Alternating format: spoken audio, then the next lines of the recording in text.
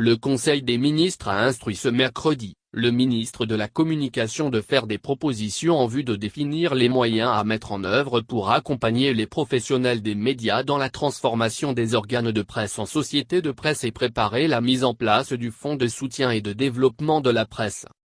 Ainsi, au cours de la séance, le Conseil a écouté une communication relative aux ateliers d'appropriation du nouveau Code de la presse et de la communication, présenté par le ministre de la Communication et des médias. Précisons que les premiers acteurs du secteur des médias ont été formés lors de 2 ateliers tenus à Atakpamé et Akara, en vue d'améliorer l'appropriation du nouveau code de la presse et de relever le défi de la professionnalisation du secteur de la communication. Notons que d'autres sujets ont été également abordés, lors de ce Conseil des ministres. Voici l'intégralité du communiqué.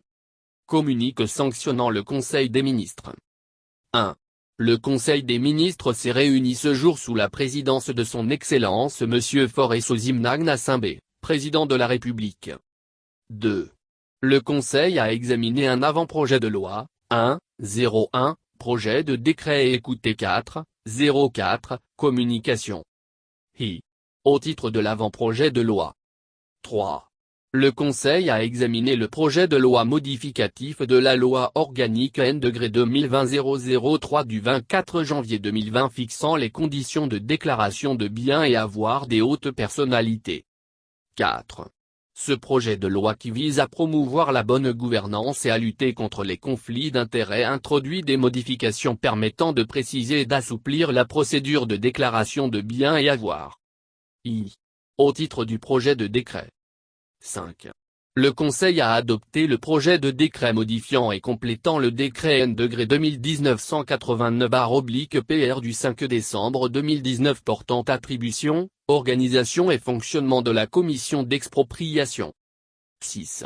La commission d'expropriation, COMEX, a été créée pour gérer d'une manière participative et systémique le processus d'indemnisation et de compensation des personnes affectées par les expropriations pour cause d'utilité publique. 7. Tirant les enseignements de la pratique récente, ce projet de décret vient compléter le décret existant par des dispositions relatives aux modalités de mise en place et de fonctionnement des commissions ad hoc qui pourront être créées, au besoin, pour la gestion des expropriations sur les projets complexes et stratégiques. 8.